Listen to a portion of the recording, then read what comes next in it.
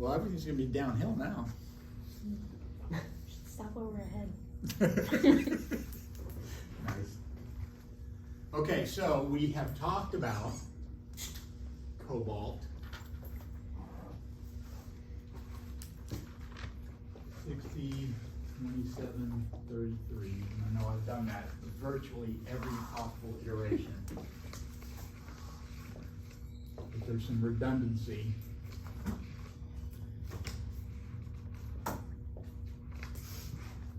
That's clearly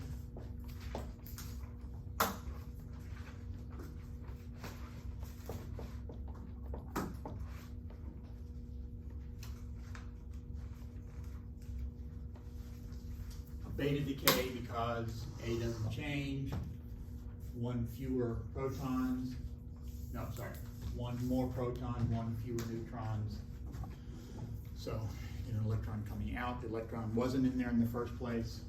It was created by the weak interaction. You look at the ground state of cobalt. Let's see, where do I have it? 27 protons.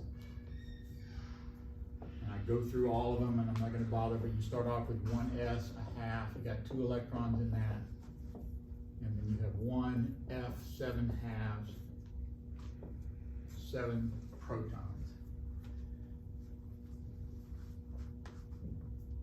Tell me whether the F7 halves is full.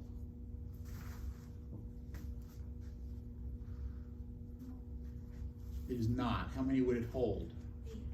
8. Twice 7 halves plus 1. Remember, 2J plus 1 is how the degeneracy of those angular momentum states. So that holds 8.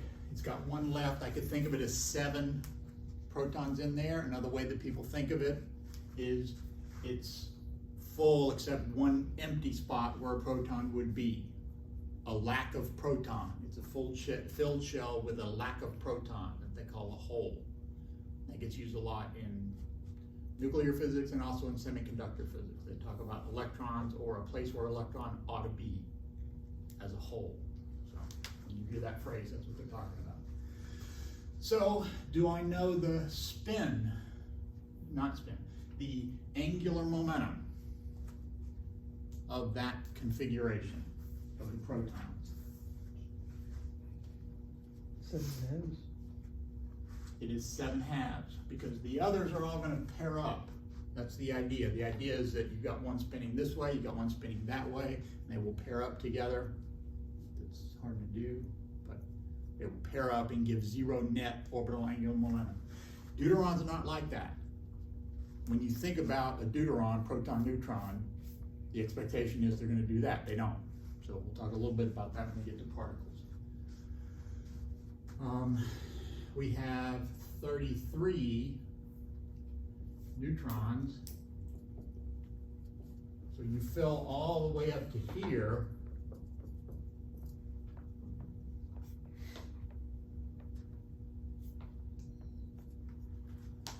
That gets me to 28. I need 5 more. So what did I decide? Did I do that? Yes. My next state is a 1F, 5 halves. There should be 5 left. Yes, 5.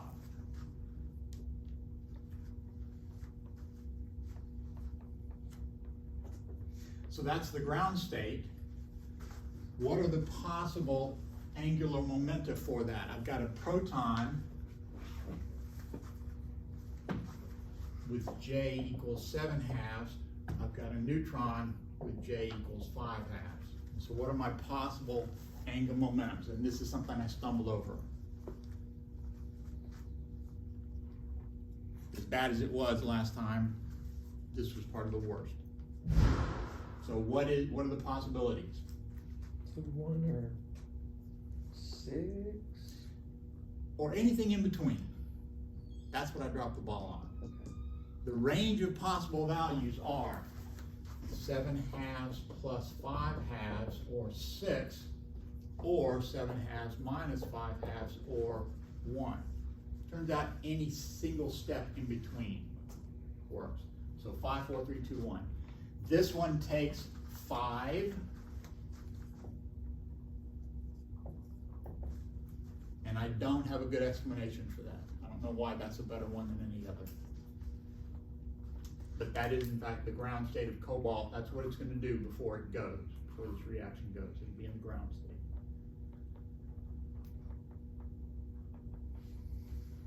What's the parity? This I stumbled over. J equals 7 halves is L plus or minus a half.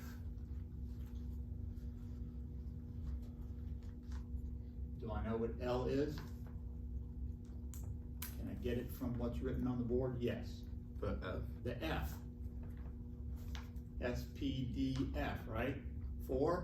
Mm-hmm. No, I do that every single time. Every single time. SPDF. So 3. So the orbital angular momentum that gives me this 7 half state is a 3. And then the spin is with it. 3 plus a half is 3 halves or 7 halves. So that gives me the parity of that one. And what do I get for the parity of that?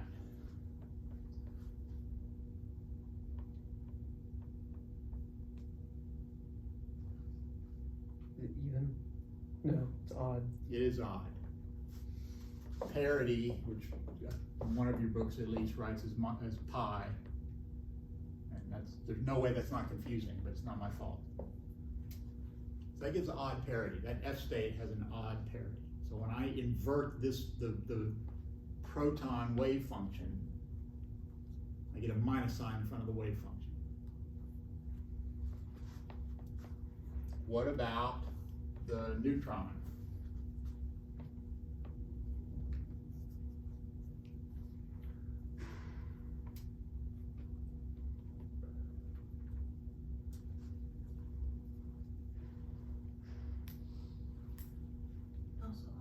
Also odd, also an F state, also S L equal 3. So exactly the same parity for the same reason. So minus 1 parity for that. So if I invert my coordinate system, the wave function is the product of the proton wave functions times the neutron wave functions. You multiply those together for independent particles, and that's an issue that I'm not even going to get into. But if I multiply an odd parity function times an odd parity function, what do I have? Even parity function. Even parity function. So that's why this ground state is in the 5+ state.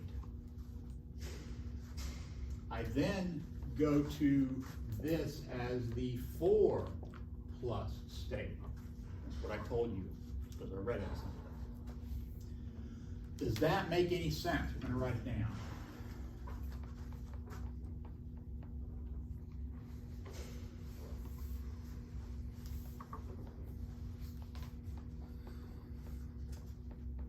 Protons.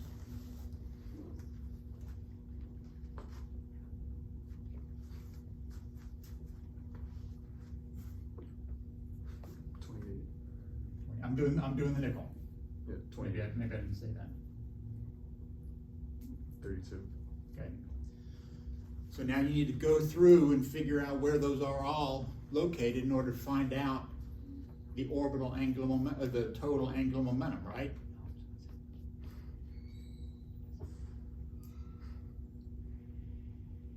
Nobody will play the game. Why do I not? I did it, right? But why do I not have to go through all that to find the ground state of nickel? Add 1 proton for the that you had for the cobalt. I could, but I could do it something even easier. Why did I have this 7 halves, 5 halves rigmarole? Because it wasn't in the ground state. It is. Absolutely, the cobalt's in the ground state. You had a hole.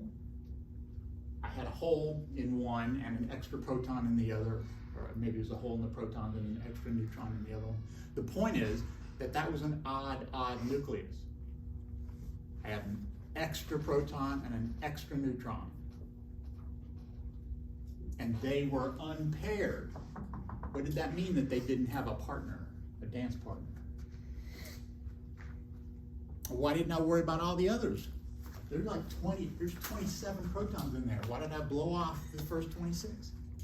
Because they were all paired and They balanced paired up. each other's spin. Yeah. How many protons do I have? An even number. Yeah, this is an even nucleus. So what's going to be the total orbital angular momentum? 0. 0. What's the parity going to be? Even. Well, so far so good, but I don't have 0 orbital angular momentum. How could that possibly be? Well, what have we been talking about? I started talking about this. We calculated the what state of this? The ground state of this. And the ground state of this has 0 orbital angular momentum and positive parity. So what do we now know? If we believe that J is really 4. What is it not in? Ground state. Ground state. It's not in the ground state. It's in an excited state. It's up somewhere, right? There's extra energy in there that I had to figure out what it is. So I started doing the energy budget.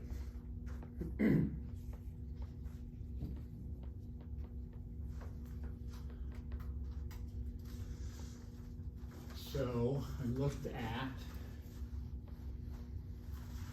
the molecular weight, cobalt ground state mass is, I got 59.9338. That's enough. I looked up more, but who cares? I looked up the nickel ground state mass. That was 59.9307. And those are Daltons. The difference is 0.00301. Doesn't look right. 9338.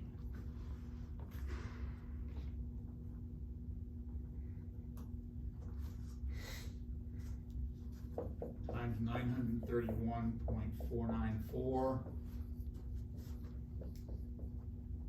And got 2.83 mega electron volts. So what did I just calculate? The difference between the ground state of cobalt and the ground state of nickel. This is a higher energy state. That's why this goes spontaneously. To go up in energy, you virtually always have to give it that energy. To go down in energy, you can usually count on that happening spontaneously. So this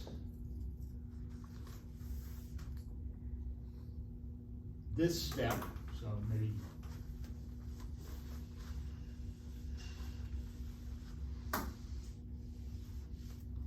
I'm told gives 0.3 mega electron volts. So the electron and the neutrino take off 0.3 mega electron volts. Does that strike anybody as weird?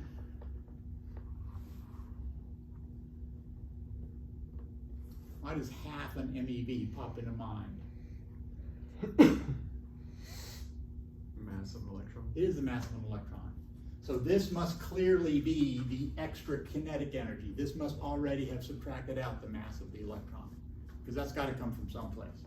That's the only thing I can figure. If you make that assumption, then everything kind of works okay. If you don't make that assumption, then there's energy missing someplace. So I think that number already subtracts off the mass of the electron and gives only the kinetic energy that the electron and neutrino share. That's what I think about that number.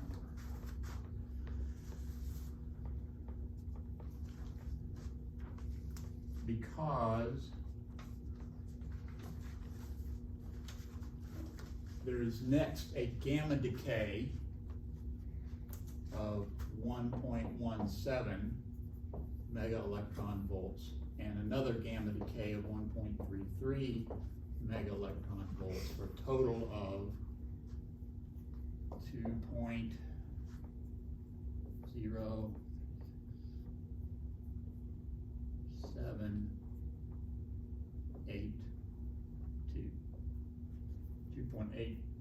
If I carry all the decimal places, I got 2.83, which is exactly that.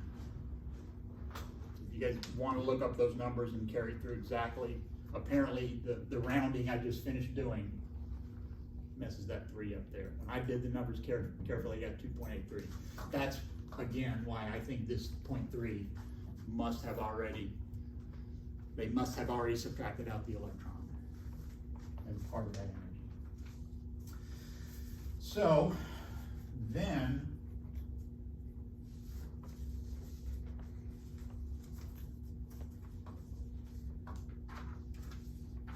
that's the same, that's what we just did.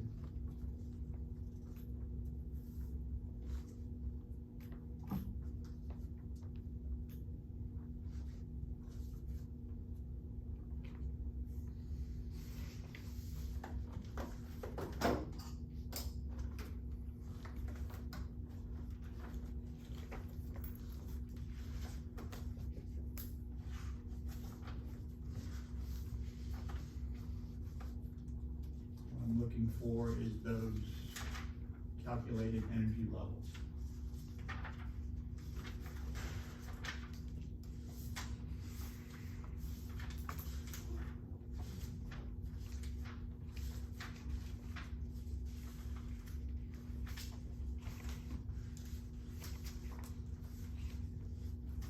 So if you look at 1518 or the equivalents in Dunlap and look at where the states are, I have a neutron in, I have a neutron in an F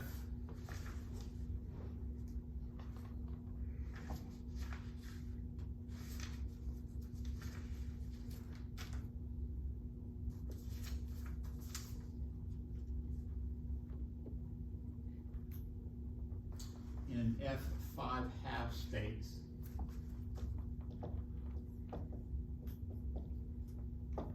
That turns to a proton. So the question is, where would it be?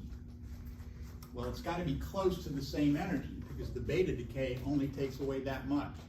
So it's got to be very near the same energy. And we know that protons and neutrons, those states are pretty close to the same. The only difference is the Coulomb energy, and we know that that's pretty weak. So you might imagine that it would stay in the same state. But that's an excited state. If I look at where these states are on figure 1518,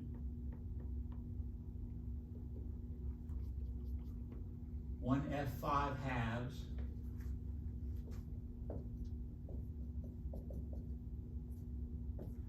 is above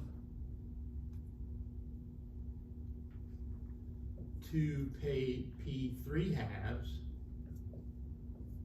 which is above 1 F7 halves.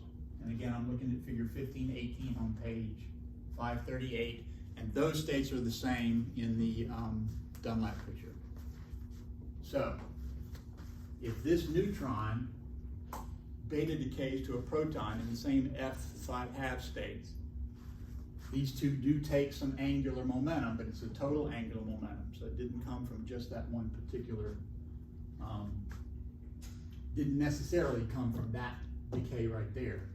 So now I'm going, if a possible decay path is to go from one F2 halves down here and down here. Those are higher energy states. They have to be given up somehow. I'm going to talk a little bit about the mechanism of a gamma ray. We talked about it some, I'm going to talk about it more. Those are your two gamma decays. So in this picture, if I'm right about what's going on, this is a 1 F5 halves to a 2 P3 halves, and then from a 2 P3 halves to a 1F7 halves.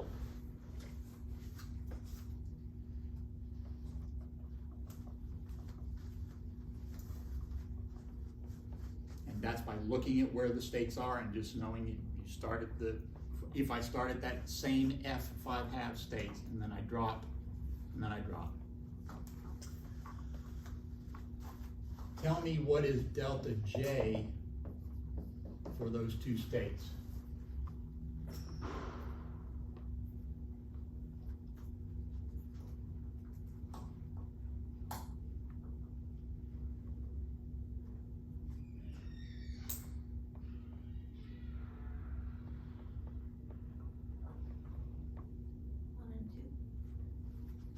That's 1 and that's 2. I'm going from a 3 halves J to a 7 halves. Going from a 5 halves to a 3 halves. So delta J is 1 in the first case and 2 in the second case. Those are all possible.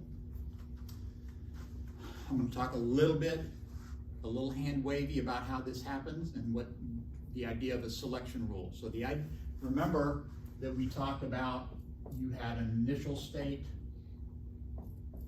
and a final state, and then there was something that coupled them. In that case, we talked about the beta interaction, and that was the parameter that we were trying to calculate. That was the thing that coupled those states. It's the thing that allowed you to go from one to the other, because normally, if I do that integral, for any one of those states, I would get 0. You can't get there from here. But those couplings make that happen. So, if you couple this with an electromagnetic wave,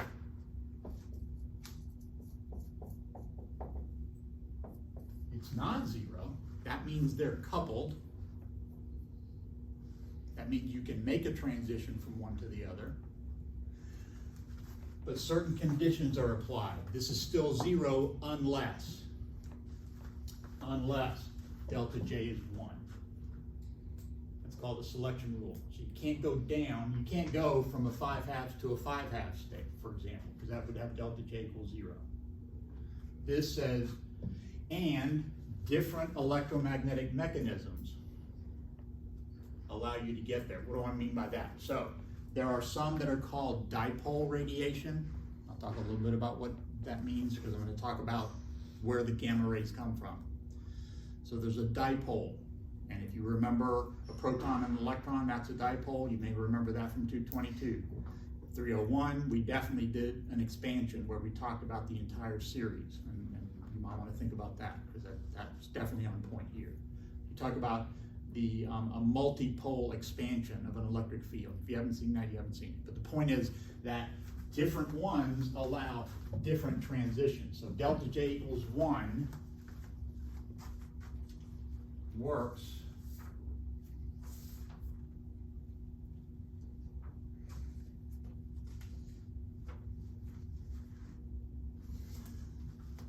but I also went from F negative parity to negative parity.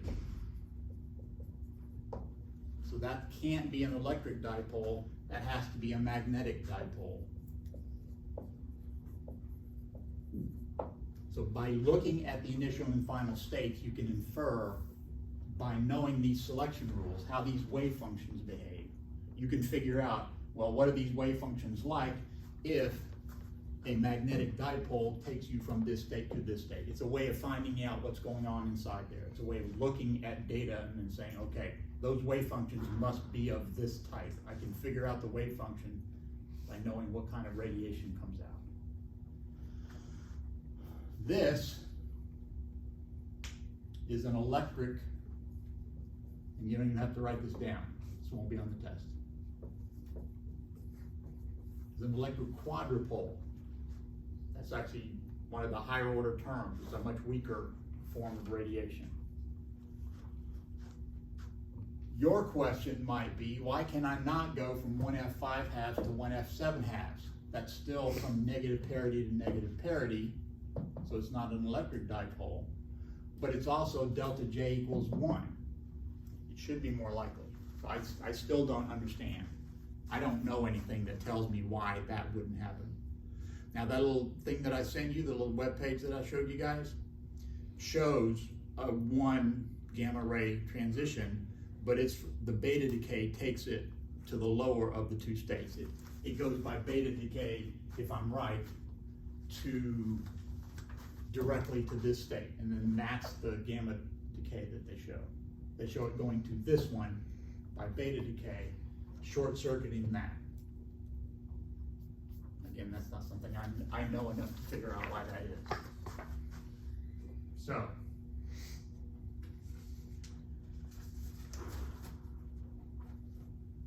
I'm not going to talk about matrix elements again, because I already didn't talk about them.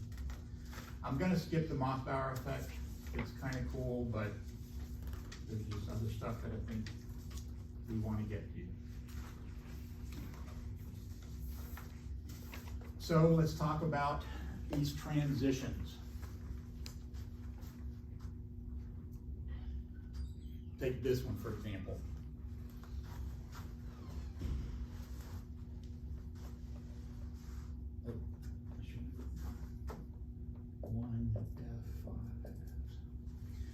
So the wave function for a 1f5 halves state is different from a 2p 3 halves state. It has different orbital angular momentum. It's got a different angular shape. It's got signs where it had cosines or something like that. Those YLMs that we talked about, they'll be different for those two states. What the electromagnetic field does is it connects those two states, and you wind up in a mixture, a summation of those two states, a superposition. You're not in this state, you're not in that state. You're in a mix of those two states. When that happens, when you're in a mix of those two states, in the process of making that transition, you oscillate at a frequency given by that. H bar is that H over 2 pi. It's the fundamental number in quantum mechanics. I don't know if it's come up, but I don't know if I stressed it yet. We'll talk about it more when we do actually solve the Schrodinger equation. So that's the frequency of oscillation. The wave function oscillates at this frequency. If you write the wave functions down, you see the wave functions moving back and forth at that frequency.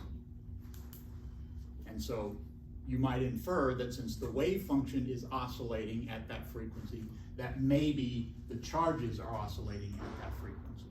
Well, if those charges are oscillating at that frequency, they're going to radiate an electromagnetic wave at that frequency. And those states are 1.17 mega electron volts apart. That's what this one is. You might ask yourself, how do they know how do they know that? Well, one way you would know that is by measuring this frequency, multiplying it by h bar, and saying that's the energy difference in those two states. But you're measuring an oscillating electromagnetic wave. It's not a little BB, the shape of a gamma particle, or with like a gamma symbol on its chest. It's not a BB, it's not a little particle. All these oscillating charges radiate energy. And quantum mechanics says that they will oscillate with a frequency given by the energy difference of those two states divided by h bar. All the quantum mechanics is over here and is associated with the neutrons and protons in the nucleus. They're oscillating and giving me a normal, regular old electromagnetic wave like I'm used to. And then it does it again in this case because now it's not at the ground state yet, right? There's an empty spot for it to go to, so it goes down to that one.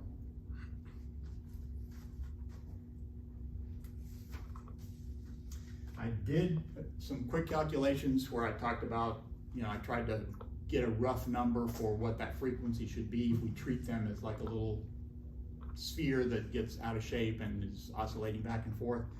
I'm going to do that when we talk about fission. Because when you have a uranium-235 You can hit it, thump it with a neutron, and it starts to slosh. The surface tension tries to pull it back into a sphere.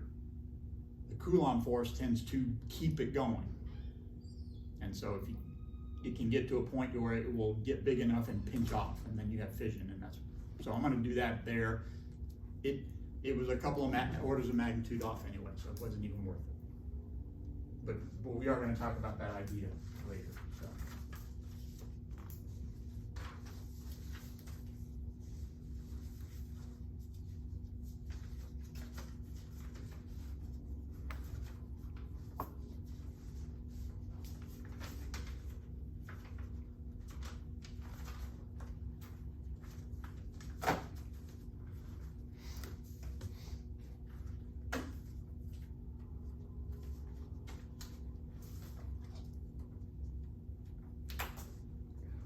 So, we've talked about decay, and I've said it before, I'll say it again, the physics is not really different. There is a perturbation, an interaction that is connecting these two states. Normally, if you put it here, that's a stationary state, it stays there forever. There is a connection to them, but since we didn't create that connection, since we didn't make them couple, we call that a spontaneous decay, as opposed to a reaction where we force it to happen. So, to talk about anything about this you guys want to talk about still? Think about it and let's.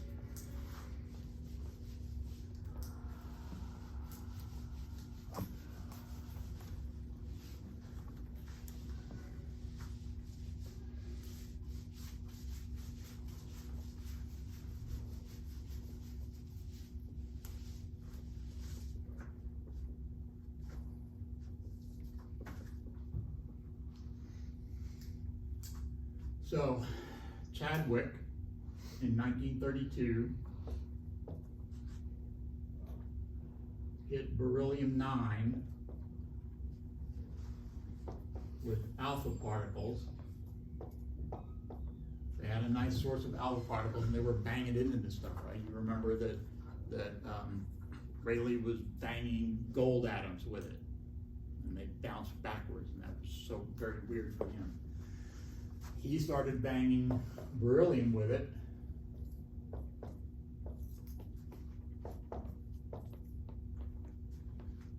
I guess strictly this should be 1, 0.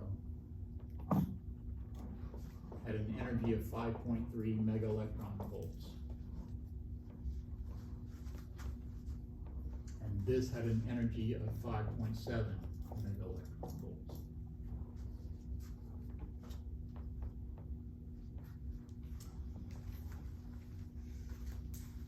So, how do you imagine he knew that by bombarding beryllium-9 with helium, with alpha particles, that he would get a convenient source of neutrons? It's a trick question. He didn't.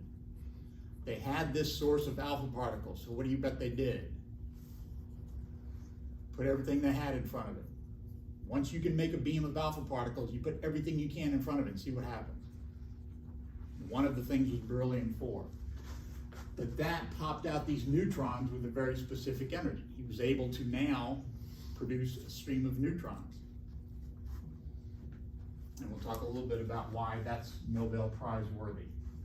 But what is conserved in this reaction? Let's see if we can figure out everything that's conserved.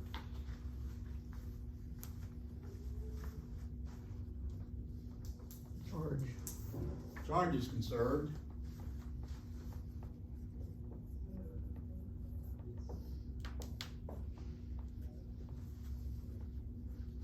Nucleons? Number of nucleons. How did I write that?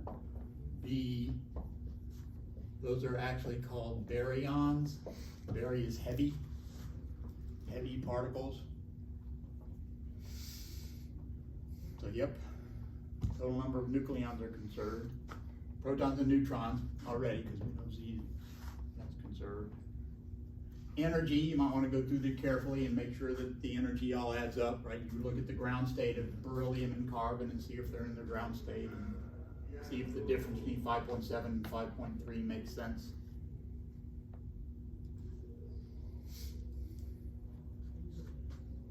Well, there's no gain or loss of electrons or positrons, so it looks like number of leptons,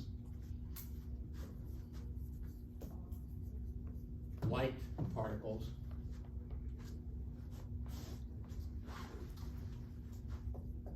parity.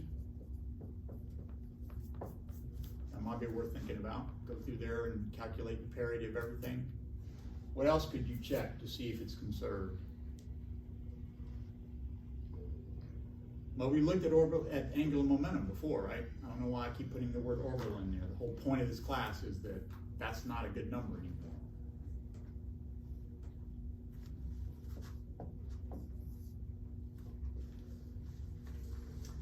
So,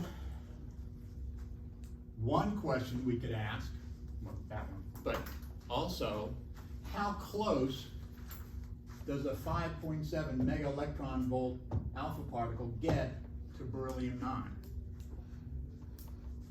Let's see if we can figure out how close they get.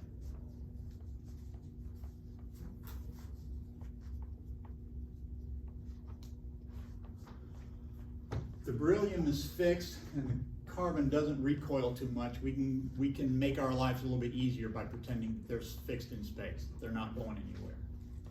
So the only kinetic energy around is that one and that one. So we start off with a certain kinetic energy in the helium nucleus, and that has to be the same as K Q1 Q2 over R when it stops. And again, if you wanted to be hardcore, you would calculate the center of mass, and you would worry about the fact that the beryllium starts to push away, and so you'd worry about the center of mass and how close they get before they start separating again. Again, I think you get the idea without having to go through all that much effort. I get R equals 2 femtometers.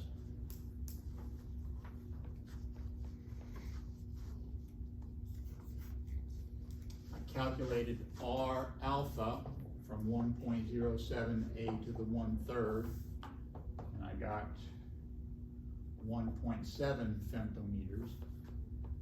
I calculated the radius of the beryllium, and I got 2.2 femtometers. So their center to center distance when they're touching is 3.9. And so, and they have enough energy to get within 2. And so if it is a head-on collision, they hit hard, right? They're still moving. It doesn't, they just barely touch. It hit it moving when they hit. So you could imagine it would raise the energy of that beryllium, make it slosh around and throw out that neutron. Also, part of that, I think, may have to do with the fact that they're not necessarily going to hit head on. They're going to have a glance. You know, one's going to be sitting here, it's going to be coming up here someplace. This one will move away from it and down, and it'll scatter up. So some of that extra energy, I suspect, is to make it hit no matter where it's coming, most of the time.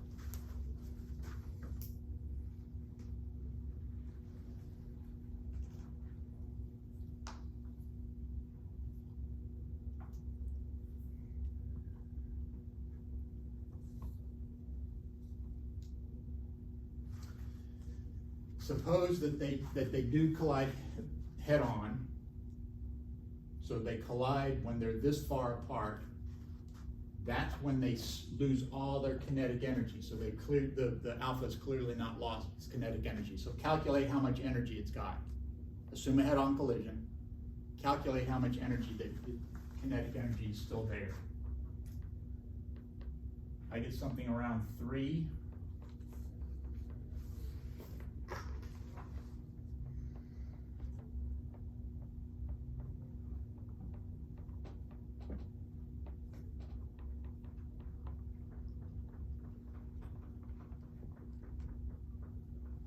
this has a higher binding energy than the carbon.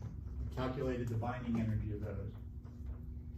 And so the question was, how does the neutron get out? The neutron needs to come out with this much energy, and you don't have that much in the ground state of the carbon.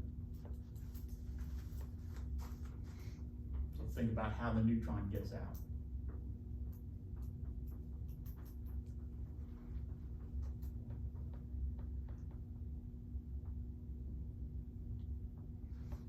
Would be, are you asking us to answer the question, or are you just? Not necessarily right now. I mean, if you've got thoughts right now, you can absolutely bring them up. But I'm not gonna stop and work that problem right Yeah. now. One thing that occurred to me is that this energy, that extra kinetic energy, isn't gonna be in one particular particle. It's gonna be distributed amongst all of them. And that's gonna be a lower number per unit, per nucleon. The total difference is like 5 MeVs, but so the difference per nucleon is gonna be more like a half.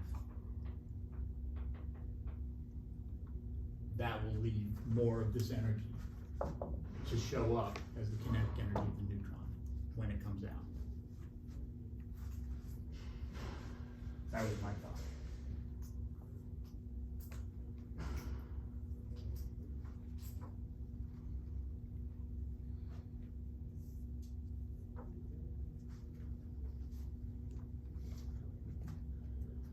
I'm going to rewrite this in a typical reaction.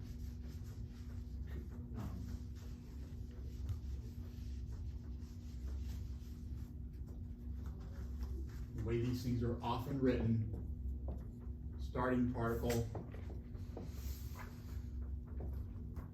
what goes in, what comes out, final. And I'll do that in a sort of generic reaction later on. So what is this telling me? This is telling me that I start with beryllium-9, I send in an alpha particle. A neutron comes out and leaves the beryllium as a carbon-12.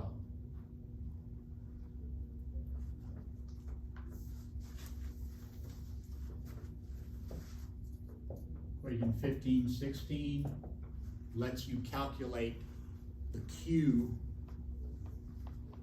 of this reaction.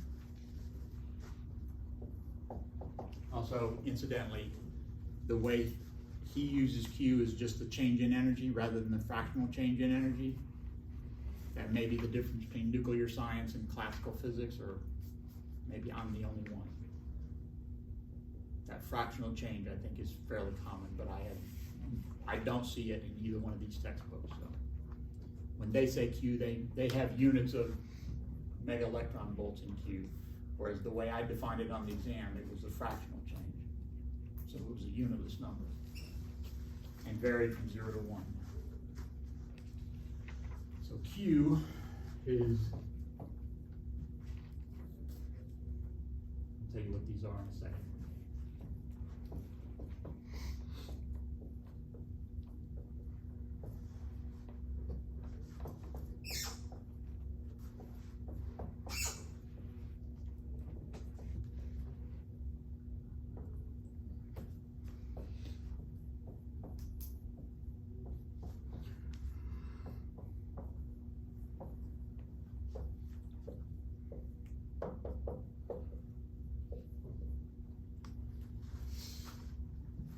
Dunlap has a similar equation that looks different. Review it and see if it is different.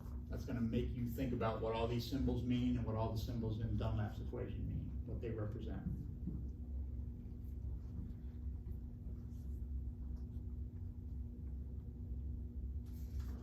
So the particle going in, I erased it, that was 5.7 mega electron volts. We're going to calculate KB.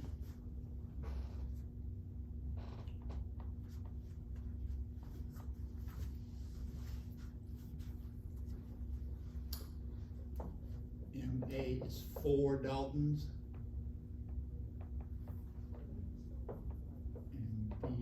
1 Dalton.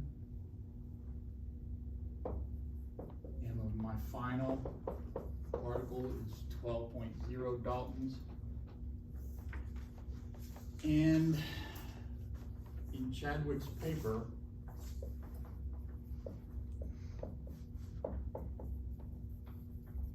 he says that the speed of those neutrons is 3.2 times 10 to the 9th centimeters per second. He did everything in centimeters back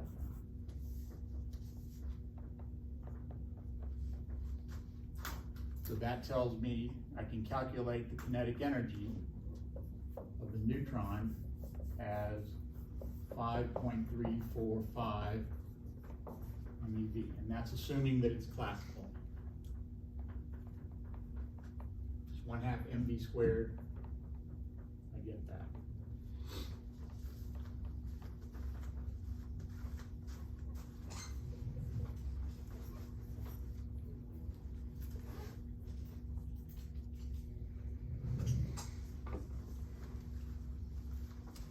Put all these numbers in here. 5.3 MeV, 1 plus 1 over 12 minus 5.7 MeV, 1 minus 4 twelfths, minus 2 over 12 times 931.5 MeV per c squared onto 5.7 MeVs, 5.3 MeVs,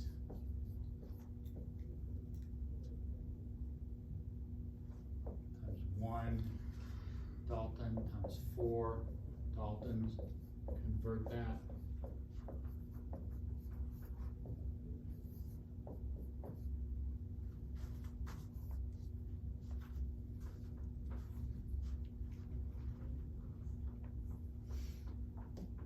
All of that and got positive 0.11 MeV, which is really close to 0. It's like 1/50th of that, 1/50th of that.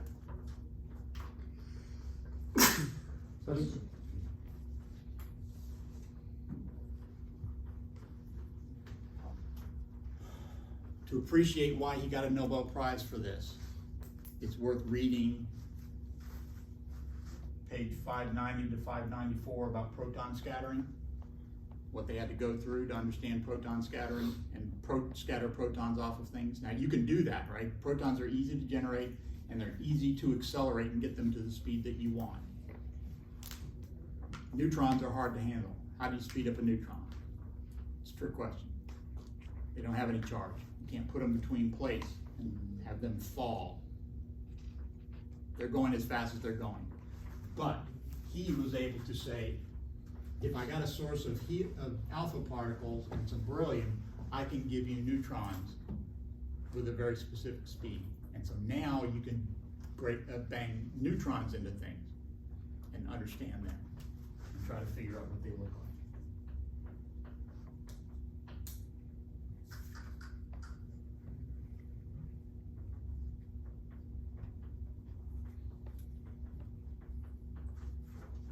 To think about that,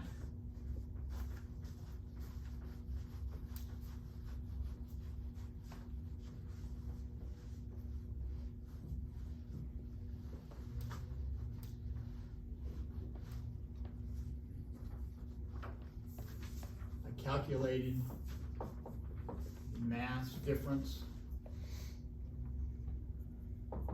and got delta E equals delta M c squared of 58 megaelectron volts. So 5 neutrons, 4 hydrogen atoms, subtract off the mass of beryllium, 58 MeVs. So the idea is that there's a hole minus 58 MeVs deep that they're in. Now we're going to find out it has to be deeper than that when we do the quantum mechanics. But that's like the lowest place for a proton to be, and then there's other states below that. And again, we're gonna do that. We're gonna solve the particle in a box. That's what it looks like for a neutron. What's it gonna look like for an alpha particle? Sorry about that.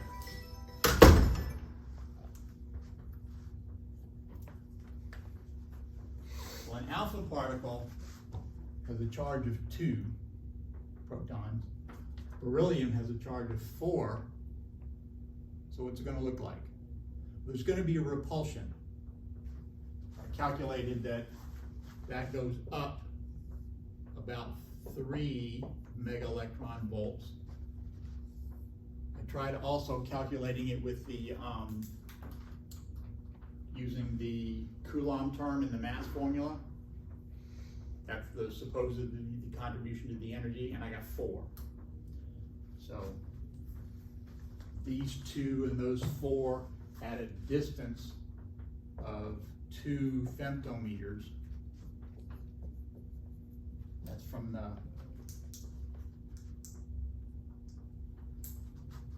this was calculated from RA to the 1/3. How big is it? It's about 2 femtometers across, at a depth of 58. So, but if these protons, the proton-proton interaction is going to raise it, so this will be minus 55. So let's see, use a different color. Oh, use my.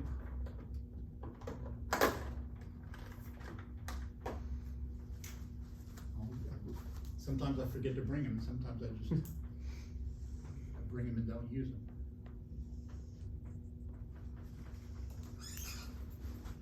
So green is what a proton, what a positive charge sees. Blue is what a neutron sees. And so what that tells me is that one of the things a neutron can do is can get in there without having to get over that electrostatic repulsion. I don't have as much difficulty. I don't have to give them enough energy to collide. If I can make neutrons with a lower energy, no problem. They still get in. If I make alpha particles with a lower energy, then they may not be able to get in there and see what's going on. They won't scatter off of it.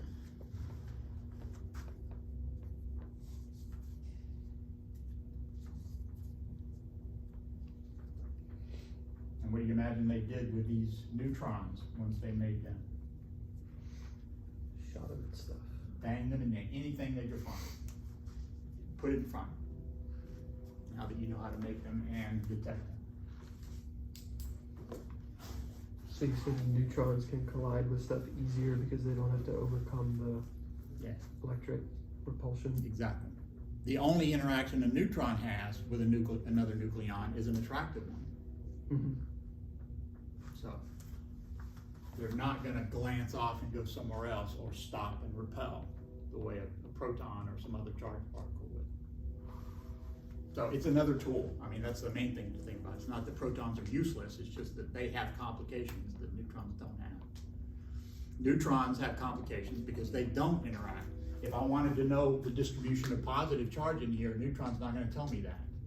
If I want to know something like are the protons in the middle and the neutrons are on the outside, or vice versa, neutron's not going to tell me that. It's going to tell me you got nucleons in there, and that's all it's going to tell me. So that's my thought on that, about why he's got the Nobel Prize.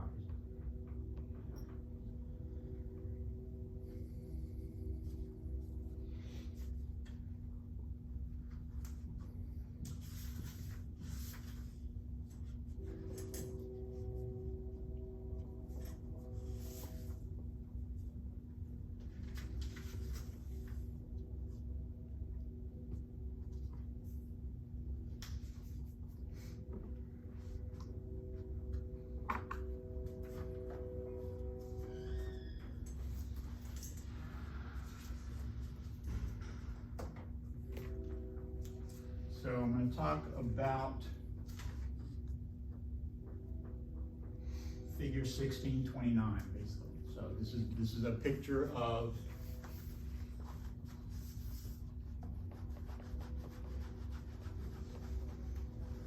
particle colliding with a nucleus. And the question becomes, can I exert a torque?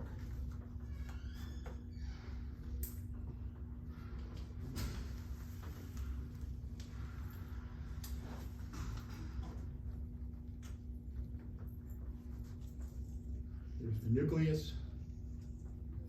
Here's my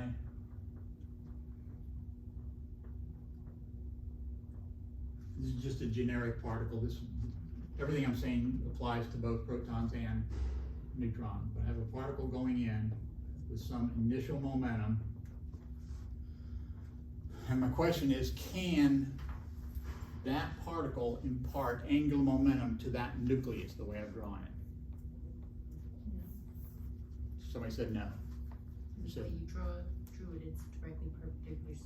Right through the center, yeah. So when I talk about R cross P, at least from the center, I'm going to get 0. So that particle has 0 momentum already. So thinking about that, how am I going to impart the greatest amount of angular momentum? Any place off of that I can, right? Any place off of that.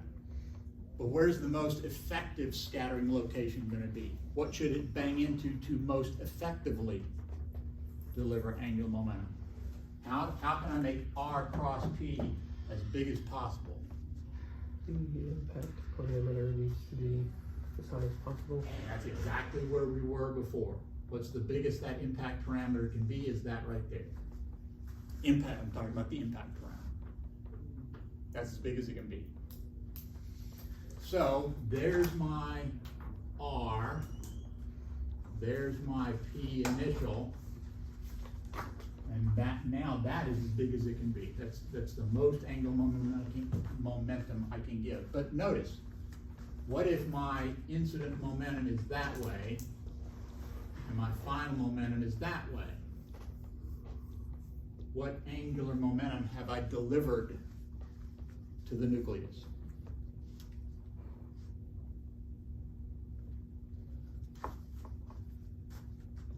Remember, it's R cross P, so think about the original angular momentum and the final angular momentum. The magnitude, as you properly point out, did I use B or A? Anybody remember? I think it was B. B, that's what I think too. In this case, the radius of this nucleus is B, because that's again, that glancing collision is what's going to impart the most angular momentum. So tell me about R and B. That's not right. B times P. B, the impact parameter, times P, the regular momentum. So B times P. I'm now, tell me about the initial angular momentum of the incoming particle and the final angular momentum of the incoming particle.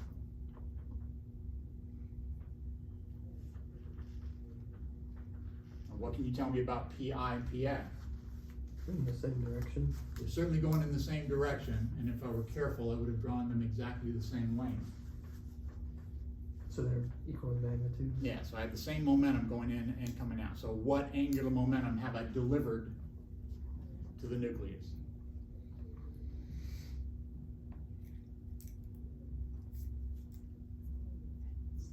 I want to say 0, but It is 0, right? If the incident and final momenta are in the same direction and have the same magnitude, if it's an elastic collision with the momentum not changing in magnitude or direction, then I can't.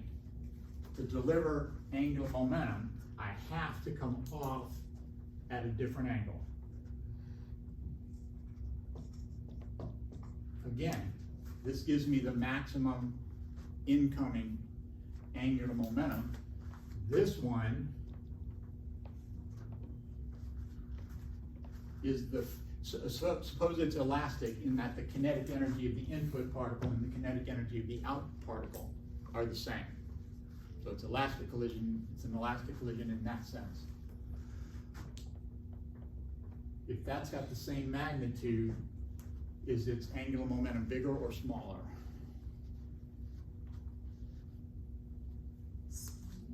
smaller because I have a smaller impact parameter going away. Okay. Go back and remind yourself of why R cross P turned into B times P times, whatever the direction is. In this case, it's in.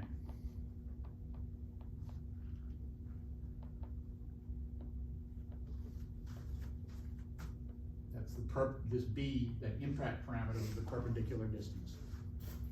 And so this has less angular momentum, so it will have imparted angular momentum to that system.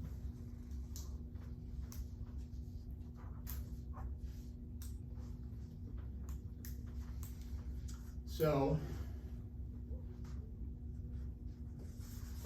in my notes I called this prime, and I called this angle theta.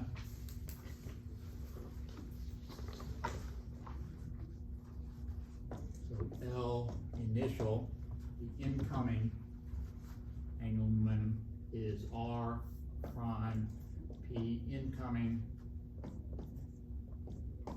into the board. R prime cross P into the board. This R prime cross that P goes in. L final is R prime cross P final, which is R prime P final cosine of that angle theta. Now I know you want it to be a sine. Think about why it's a cosine. Think about what I define the angle. When you do a cross product, you want to say sine of some angle. And this is the sine of some angle, which is also the cosine of the scattering angle. Because that's what I can measure. I know which way my particles were going. I put my detector out here to see which way they came out. So that's the angle I like to measure. Delta L, also in.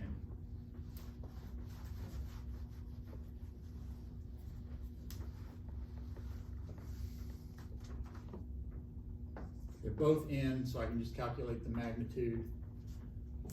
R prime P final cosine theta minus R prime P incoming incident.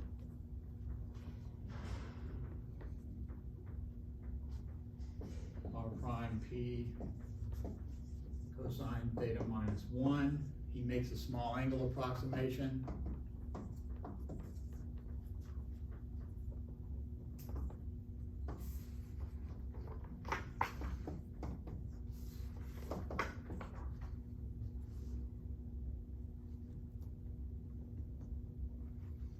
So delta L direction is minus R prime P theta squared over 2 n.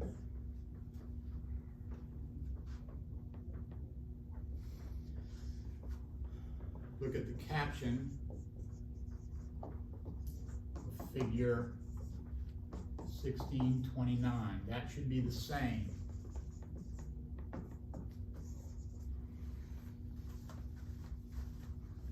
So see if you can confirm that that's the same statement.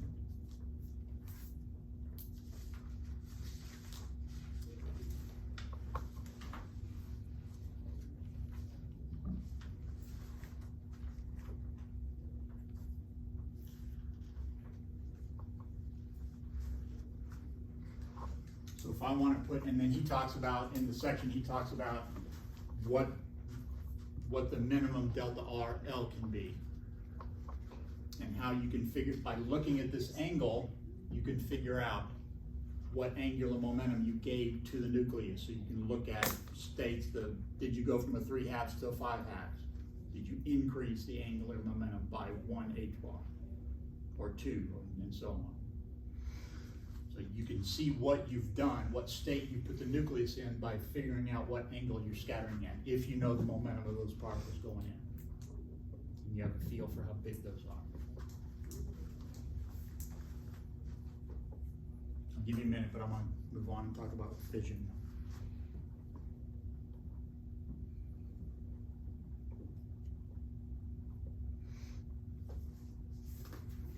find the caption that I was talking about. He doesn't put it in the body of the. Somewhere up in here.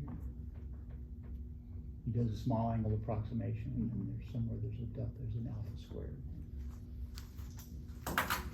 And his alpha, I think, is half my theta. So you need to worry about, look at his picture, look at my picture. His alpha is what's going on inside there from the point of view of the nucleus. Mm-hmm. My theta is what an experimentalist would do to figure out where the neutrons are coming out from.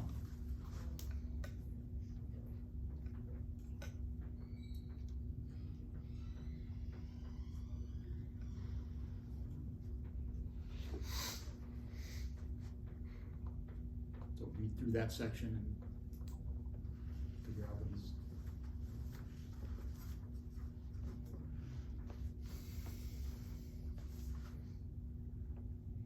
Move on.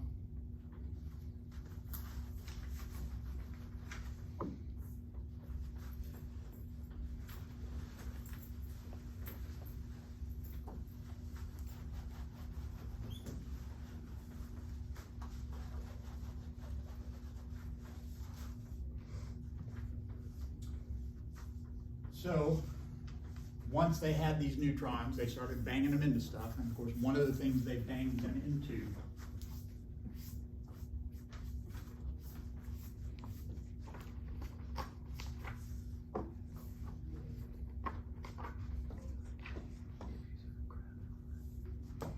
was uranium 235. That breaks into a variety of things, but one of them is barium 56.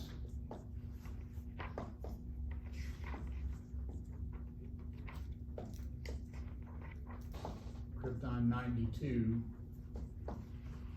And you get 3 more neutrons. So we're going to do some energy. I'm going to calculate some energies in a second. But what pops into your head when you look at that? Broke apart, so it's fission.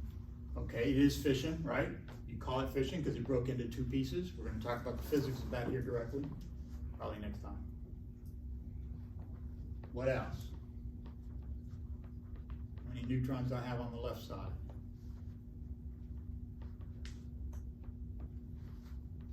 Your left. Not all. How many free neutrons? No, sorry. I'm not asking you to count all of them. How many neutrons do I show you? 1. What do I have on the other side? 3. So I got 1 neutron that bangs into your uranium-235 and makes it fission. And we'll talk about what happens when that happens. But look what I've got.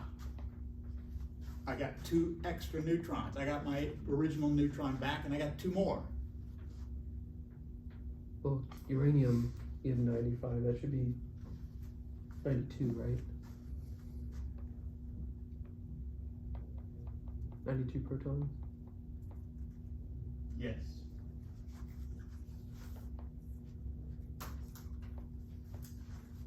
It says 95 all the way through here, but I think I just looked at the mass. I'm sure I didn't screw that up. Yeah, the mass is around 235, so I didn't mess that up. Yeah, that's just a typo. Sorry, thank you. Everybody take a deep breath. Bat her out. Now that I've got the uranium right, I got 1 neutron comes in, hits the uranium, puts it into a state that does this. We're going to find out that the surface tension, the surface term wants to pull it back into a sphere. The Coulomb term wants it to keep going. That seems intuitive because if I can get these over there and these over there, the Coulomb force is happy. Nuclear force wants them to stay together in a group. That's why that surface term brings them back together. But they're going to pinch off and make these 2 spheres. And it almost never makes them exactly half and half. We'll talk a little bit about that. But the thing that pops into everybody's mind as soon as they see that is that I have 1 neutron coming in, I get my neutron back and 2 extras. So what does that tell you? You could set off a chain reaction. You can't. I can induce one reaction that now gets me 3. Each one of those gets me 3. We're going to show that there's going to be an exponential growth depending on how many of these neutrons actually do something. We'll talk about some of those details when we go. But yes, you can do a chain reaction. You can carefully set it up so that 2 of these don't do anything. And so you get 1, you get 1, you get 1. That's what you want in a reaction. In a reactor, you don't want it to blow up. You want it to just sit there and chug along. And so you need to conspire to get 2 of those to not cause a reaction.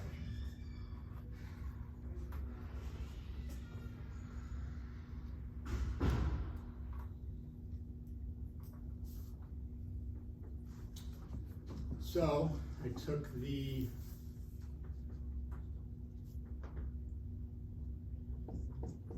mass of the barium plus the mass of the krypton minus the mass of the uranium minus the mass of 2 neutrons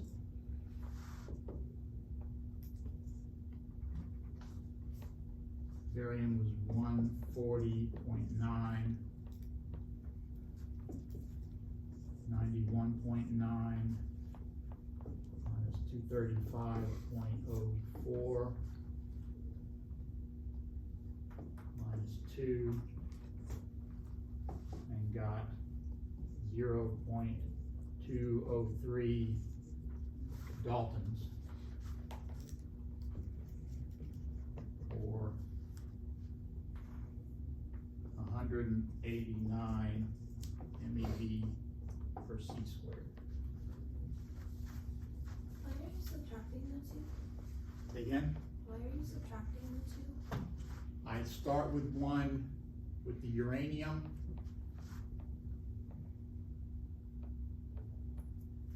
Two of these came out of here.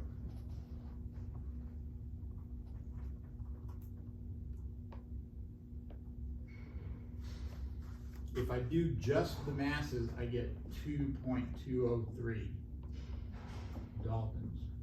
If I subtract those 2 neutrons, I get that. You're saying you're saying I should add them, is what you're saying. Well, the other ones on that side of the... Yeah, now they don't contribute to the binding energy. There's not a binding energy term from the neutrons. The reason I subtracted them is because they're in the mass of the uranium and they don't appear in the barium and the krypton. It's almost like, so in a sense you can think I'm adding them back in because they were in the neutron uranium to begin with.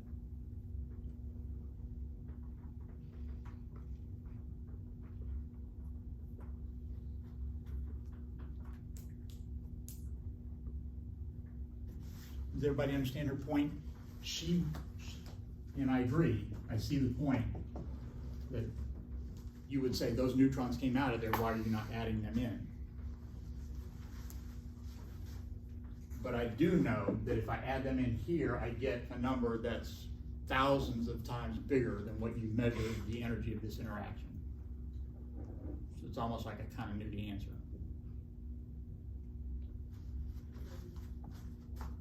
And another part of the reason is that this statement gives me the difference in the binding energies between them.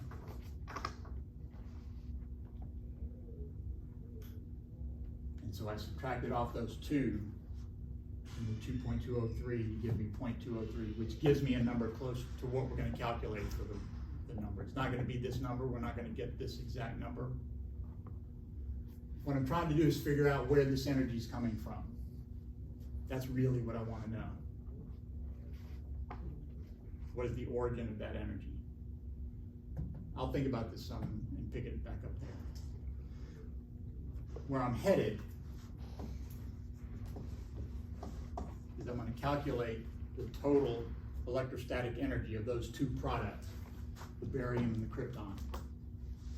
And when you calculate that electrostatic energy, you get close to this. You don't get this, but you get close to this. And so my conclusion is that most of the energy that you get in a fission reaction is electrostatic energy of those particles repelling each other. Once you destabilize them so that they can get away from each other, they repel and repel hard, and you wind up with electrical energy coming out of that nuclear reaction. So that's the point I was trying to make. I'll think it through and give you a better I remember answer you too. saying, Say I again? remember you saying recently that you thought nuclear reactions were more like, A fission reaction or is a really fission reaction or fission energy was more just like electrical energy. is electrical energy. Yeah. Because that's what you're getting. You're getting the electrostatic repulsion of those